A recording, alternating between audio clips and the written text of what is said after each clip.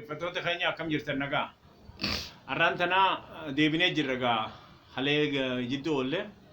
Fuulduraafis gaa akkanumatti itti fufnaa qophii keenya dhaggeeffatanii nu laaluudhaan sheer akka nu gootan duraanillee isin himnee jirra ammas gaa yoomuu isinuma yaadachiifna.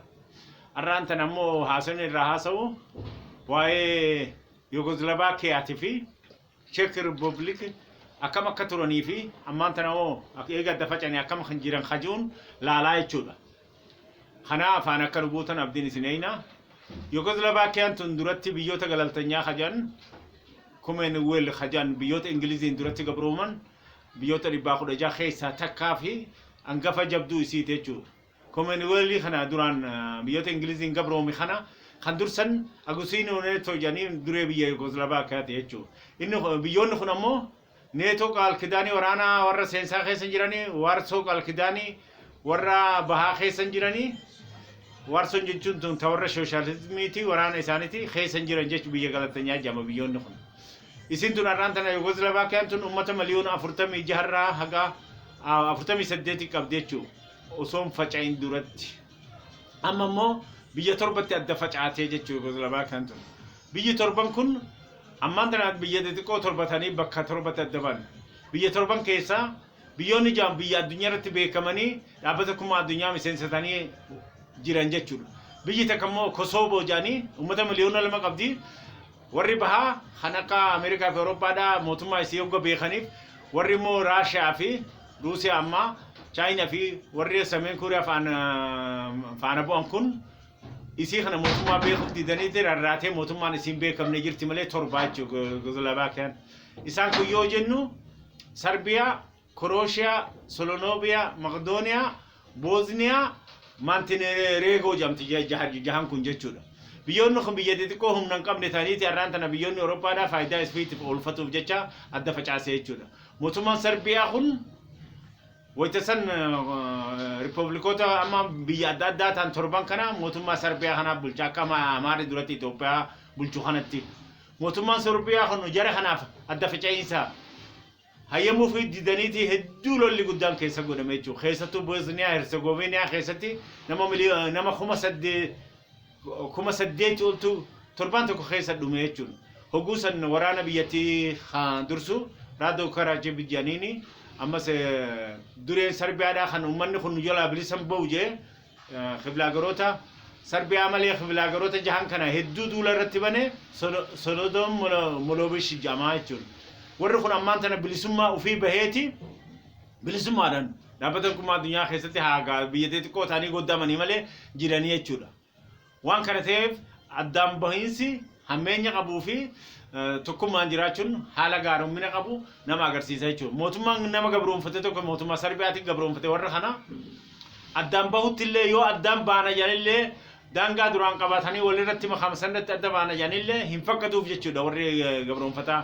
Hiree akkama fakkeenyaaf Oromiyaa fi Dabuubii fi warri sabaa fi sablammoota biyya Itoophiyaa keessaa Amaara jalatti amma ni baana yoo jan hiree amma saayinsii fi teknooloojiin uummanni wallagee qabsoo ammarra jiru kanarratti gartee warra wayyaanee ari'anii sossooyinsa ammaan tana uummanni keenya godhu kanaan qabsoon tun as geesse malee akka warra Sarbiyaa sana Amaarrilleen nu diddaa silaa nurra qabaatee ammoo mootummaa waraana Tigireetiin kufee waan duraan jiruuf amma haa Muhammadu malee gaa uumaan godhu waan hin dandeenyeef qabsoon itti fufti diina numaan godhu jane ofirraa eegan jechuudha. Maal jechuudha namni nagaa barbaadu oggoo hunda nagaa waraanaan qophaa'uu qabaa jan nagaa waan barbaadu. Jayni waraanaa tokko jayna hajamu lolee moohun osoo hin ta'initti osoo loleen tooftan moohutti jayna irraa jamaa jechuudha. Haragaa Yugoslaaviyaa keessa waan jirruuf achumatti deebinaa. Yugoslaaviyaan tun biyya Awurooppaa bahaati jechuudha. Warsaw fi waraana sooshaalistiif waraana Warsaw kun faca'illeedha. Waraana Neto kan Awurooppaadhaa hamma faca'in kana keessa illee jirtu jechuudha duraanis. Amma immoo Neto abaalii godhatanii jiran jechuudha biyyoonni kun. Keessattuu biyyoonni Sarbiyaa duraa jalaaban kun Sarbiyaa wajjin Neto abaalii ta'an jechuudha. Maaliif biyyoota Awurooppaa bahaa kana kan hafanii wajjin Raashiyaa kana hedduu waan sodaataniif biyyattiin hedduu waan jabduu ta'an ofirraa dhiibuuf Ameerikaa fi Awurooppaan istiraatejii isii jalatti gasiquu jecha miseensa Neetoodhaa godhan jechuudha. Biyyoonni Yugoslavakia kun biyyoota Balkan jam. Balkan jechuun afaan Yugoslavakiatti biyyoota gaarotaa jechuudha jechuudha. Kanaaf jecha Ruusiyaa irratti gartee dhiibbaa godhuuf jecha miseensa neetoo godhanii Awurooppaa Hibrattis kan irraa wasaname tokko ta'anii Raashaa irratti dhiibbaa godhuuf hedduu ta'an ammoo dhiibbaan isaanii kun kan milkootu hin fakkaatu jechuudha. Maaliif jechuudha neetoon mataan isii biyyoota 27 qabdi ammaan tana. Neetoon tun 27 keessa Ruusiyaan ammoo mataa isiitiin biyya takka Waarsoo gaafa duraa san isii bakka bu'ee jira jechuun Chaayinaa fi biyyoonni akka Sameen Kooriyaatiin waldeggersa haa qaban malee neetoo tana hunda dura isa dhaabbattu Raashaa jechuudha. Hoggaa hunda seenaa Raashaa dhiyoo tanallee haasa'aa turre. Hogguu kana jennu Waarsoon tun isiif neetoon tun isin hin rafne. Warreen Awurooppaa keessa duraan Waarsoo turan kuni biyyoota 7 turan. Soobetii duratti Rumaaniyaa, Bulgaariyaa, Hungaariyaa, Poolaandii, Czechoslovakia duratti amma Czech fi Slovakia taate Czechoslovakia duratti Jarmal hoggaa walitti deebiin Jarmal bahaati jechuudha Waarsoo kajan kun. Waarsoo jechi kun magaalaa Poolaandii guddoo Waarsoo janiini magaalaa sanitti waan dhaabbataniif jecha magaalaa saniin walta'iinsa Waarsoodhaa waraanaa janiin. Jarri amma Waarsoo janiin kan irreefu maqaa kan Rumaaniyaa fi Bulgaariyaa fi Hungaariyaa fi Poolaandii fi Jarmal silaa Jarmalitti deebitee jirti neetoo keessatti jiran jechuudha Jarmal tokko ta'e. Ammallee warreen Czech Republic kun hundinuu eessa dhaqan neetootti idamanii jechuudha. Waarsoon duratti Soobetii duratti Ruusiyaa ammaa malee neetoo abaalitaniiti karaa neetoo deeman jechuudha biyyoota 27. Ruusiyaan ammoo ummatuma ofitti warra neetoo 27 kana hunda dura dhaabbattee dhiibbaa adda addaa irratti godhuun hedduu milkii guddaa agarsiisu. Amma neetoon hara facootti jirti. Rakkinni Ameerikaadha amma rakkinni Afgaanistaan keessaa bahuudha. Wasananii jiranii Iraanii wajjin, Iraaq wajjin, Liibiyaa fi hakkamoo neetoo keessatti faca'insi dhufee rakkisaa jira jechuudha. Biyyi Raashaa tun warra kana 27 kana hunda ofirraa ittiftee hanga isaan dhiibbaa irratti gootu jenne dhiibbaa hogga jennu maal jechuu kiyya. Ukireen fakkeenyaaf Ukireen miseensa neetoo godhuudhaaf deeman ammoo istiraatejii Raashaadhaa guddaa waan taateef jecha Ukireen kan akka neetoo abaal hin taane dhiibbaa irratti gootee jiru Raashaan dhiibbaa cimaa kana qofaa miti. Ikriimaan Ukireen biyya Ukireen kiblaagar tokko taate isin tun ammoo duraan xintii warra Ruusiyaati. Bara 1956 Ukireenitti Nikosha Kirchkov pirezidaantiin Ruusiyaadha Ukireeniif dabarsee jechuudha. Amma Ruusiyaan maal goote neetoo irratti dhiibbaa godhuuf biyyi kun biyya istiraatejii baharaa guddaa bahara gurraacha jedhanii amatatti doolara biliyoona 15 amatatti doolara biliyoona 15 Raashaan duratti kireeffattee achi turte. Amma neetoon karaa kana babal'atuuf istiraatejii kana qabatuuf gor baharii kana tokko deemtu maal goote Ukireen irraa Kiriimaa Raashaan Ruusiyaan ammaatuun fudhattee jechuudha. Humna waraanaa osoo hin badin hanga buna hogga dhaaban buna irratti qoloon bunaa fandishni qaxqaxi ijoollee osoo qawwee qaxin godhini warra kanarraa Ukireen irraa fuutee Ruusiyaa deebite akkamitti deebite duratti bara 1900 56 dura biyyi kun qaama Ruusiyaatiin ummata Ruusiyaati. Ukireen irraa pirezidaantiin wayitasan biyya bulchu waan kenneef jecha deeffattee jechuudha. Deeffatu qofaa miti doolara biliyoona 15 Ukireen duraan kiraa kafaltu hambifattee ummata Kiriimaa kana miliyoona 3 irraa hin guddatanii gara biyya Raashaa Riippaabilikii Ruusiyaa Riippaabilikii deebisanii jechuudha. Amma neetoon akkuma jirtu taamileen isii cabxeeti istiraatejii kana dhabanii Ruusiyaa waan godhan waan dadhabanii jecha dhiibbaa irra goote hogga jennu kana ilaalleeti. Ammallee baha Ukireen lafa ooyiruun beekamte biyya cimtuu warri kun warra zarii Ruusiyaa tikkeessera afaan Ruusiyaa taasanii biyyoota Doominik jedhanii kiblagarii kana kiblagaroota bahaa kanaani kanallee Ruusiyaan of jala qabdee warra kana gargaaruudhaan bilisummaa Ukireen jalallee bahuu baatan oloontummaa Raashaatiin akka baabisanti Raashaan to'attee jirti jechuudha. Kana qofaa miti.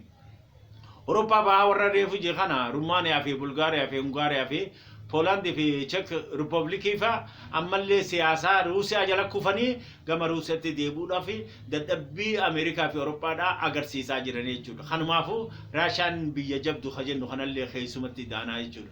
Waan kana ta'eef jecha Yugoslaaviyaan tun adda facaatee ammaan tan neetoo jalatti illee galtu Awurooppaa Hibiratii illee seentu biyyoonni kun biyya xixiqqaa waan ta'aniif jecha hedduu dadhabanii jiran jechuudha.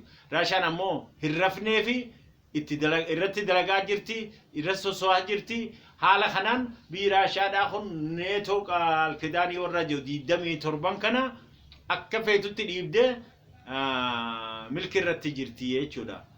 Kana qofaa miti haalota gartee akkabaabii san jiru biyyoonni gartee Balkan kaama Yugoslavia innun kun akkabaabii kana jirani warreen akka Albaaniyaa faanilleen haala duratti gartee sooshaali fi kapitalizim jidduutti illee jiraatan deeggarsi isaanii sooshaalizim illee taatu irra Albaaniyaas nagamaan qabsoo isii oofattee irti addallee facaane kanarra achi dabarree olluma Yugoslavia kana laallaa jechuun maal jechuu kiyya Czechoslovakiaan tuni duratti mangistii Czechoslovakia da khawaarsoo qalqidaanii abaali jechuudha amma immoo Czech fi Slovakia adda baate jechuudha Czech fi Slovakia adda baate ummanni kun ummata miliyoona 40 oli ummanni miliyoonni 4 warri Czech miliyoona 40 gaa warri Slovakia kun miliyoona 4 gaa adda bahanii jechuudha addunyaatti akka Yugoslovakia tilolliin deemne hedduu addunyaalleen yaada Yugoslovakia khawraana khara geessu kana Czech Republic kana hin dhageenye jechuudha Czech tun ummata miliyoona 40 waan qabduuf Slovakian miliyoona 4 waan qabduuf warri immoo wayita hoggaa wajji jiran odoo danfaceen dura aangorra jiru hoyyoo warra Czech Republic kana ummata miliyoona 40 warra dursanii jecha Slovakian nan baay'inaan warra xiqqishaa waan ta'eef ofirraa gadhiisanii jechuudha. Fakkeenyaaf amma Oromiyaan biyya bilisaa haa jennu. Yoo afar bilisummaan barbaadetti Oromoon waan irraa barbaadu hin qabdu fedha isaaniitti. Gallakkifti jechuudha. Czech Republicanis nama guddaa biyya guddoo waan qabduuf biyya xiqqoo nan baay'etti kana odoo akka Yugoslaviyaatti waliin lolin kabajaadhan. Gadhiifte nagaan hariiroo dippiloomaasiidhaa siyaasaa hundumaa qabaatanii nagaa wajji jiranii jechuudha. Haalonni jiru akka kanatti jira. Wama hundaafuu warri mirga ofii qabu warri gartee aangoo saba keessatti biyyi guddoon takka biyya xiqqoon yoo gabroomte akka Yugoslaviyaa gatte adda bahullee dhumaatii guddaa fida. Ammoo yoo adda bahultillee rakkoo fida. Yoo nagaa wajji jiraatan yoo sabni guddaa yoo aangoo qabaate saboota kaan fedha isaanii duran ajjetu jennee ilaalla jechuudha. Fakkeenyaaf dhiyoo tana waa'ee biyya Soviet gaafa adda facaatu san namoonni hanga wasanamee 50 irraa hanga 100 ko dhumuun ni jira biyyoota 15 qaddabee irraa haalli jiru jeeta maqaa dhahee ture. Kanarraa wanni hogaasan hin tuqini wayita lolaa kana Chechnya hajantu biyyatti Ruusiyaatu jirti. Isin biyya Ruusiyaati malee khiblagarii 15 keessan jirtu jechuudha. Chechenyaan tun. Chechenya jechuun tuni ummata Islaamat qabdi ummata Islaama Raashaa keessa jiru ummanni Raashaa miliyoona 146 haga 50 jenne ummanni Chechenya kun Islaama jechuudha. Islaamonni biyya Ruusiyaa jiru Chechenya qofallee miti kan magaalaa biraa keessatti illee hidhatee ummata miliyoona 16 jechuudha.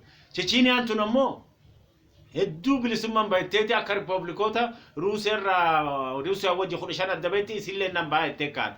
Ammoo isin khiblagarii 15 malee biyyi Ruusiyaa 16 miti. Chechenyaan Ruusiyaa riippaabilikiidha duraanis.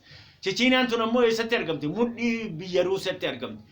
Seensarraa baharraa jiddu galeessi bakka Chechenyaa tana jechuudha.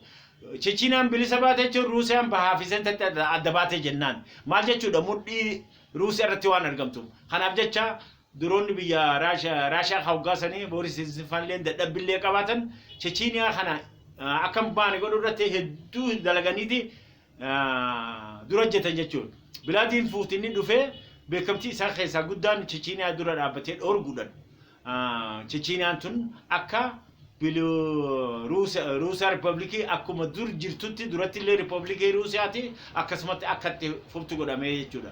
Warri Chechenyaa kun hogaasan humna qilleensa biyya Soobeetiif akka duratti ture Injiinar Budaapisti hedduu bilisummaa jalaa baasee qabsoo qabee duraan illee seenaa keessatti Ruusiyaa Riippaabilikii waan taateef Ruusiyaa Riippaabilikii jalaa bahuu hin dandeenye humna waraanaatiin dorganii ammaan tana Chechenyaa illee nagayni bu'ee Ruusiyaan biyya isiidhaa tamudhii biyya isii taate kanaan wajjin itti fuftee jirti jechuudha.